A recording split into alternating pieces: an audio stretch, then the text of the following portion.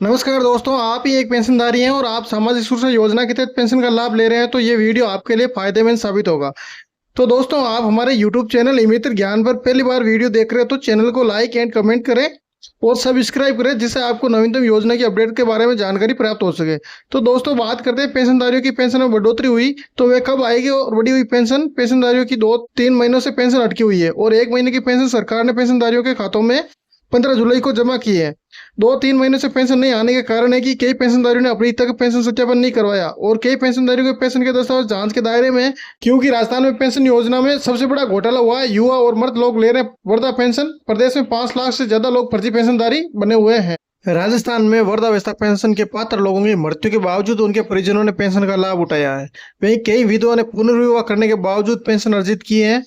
राजस्थान में सामाजिक सुरक्षा पेंशन योजना में अब तक का सबसे बड़ा फर्जीवाड़ा सामने आया है। सरकार ने वृद्धावस्था विधवा जैसी पेंशन सामाजिक सुरक्षा को देखते हुए लागू की थी ताकि ऐसी हालात में कुछ पैसा जरूरतमंद के लिए संबल बन सके, लेकिन सरकार की योजनाओं का दुरुपयोग कर हजारों लोगों ने पलीता लगाना शुरू कर दिया।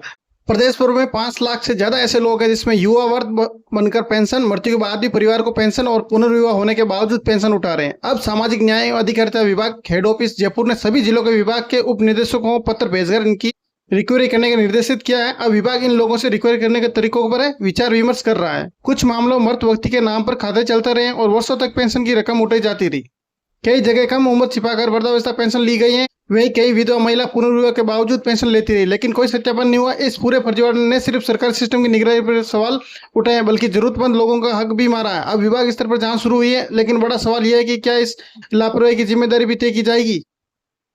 जानकारी में यह भी आया है कि प्रदेश भर में वृद्धावस्था पेंशन के पात्र लोगों की मृत्यु के बावजूद उनके परिजनों ने पेंशन का लाभ उठाया है। वहीं कई विधवाओं ने पुनर्विवाह के बावजूद पेंशन अर्जित किए हैं। प्रदेश में ऐसे 3 लाख से ज्यादा मामले सामने हैं, जिनमें से 318 करोड़ रुपए से ज्यादा की रिकवरी की जानी है। चित्तौड़गढ़ जिले में भी मृत्यु के बाद पेंशन उठाने और पुनर्विवाह के बाद भुगतान प्राप्त करने के 14,000 से ज्यादा मामला, जिनसे 18 करोड़ से ज्यादा रुपए की रिकवरी की जानी। अभी तक विभाग ने इस मामले में 1 करोड़ 20 लाख से अधिक रुपए की रिकवरी कर ली है, लेकिन 16 करोड़ 58 लाख रुपए की रिकवरी की जानी शेष है।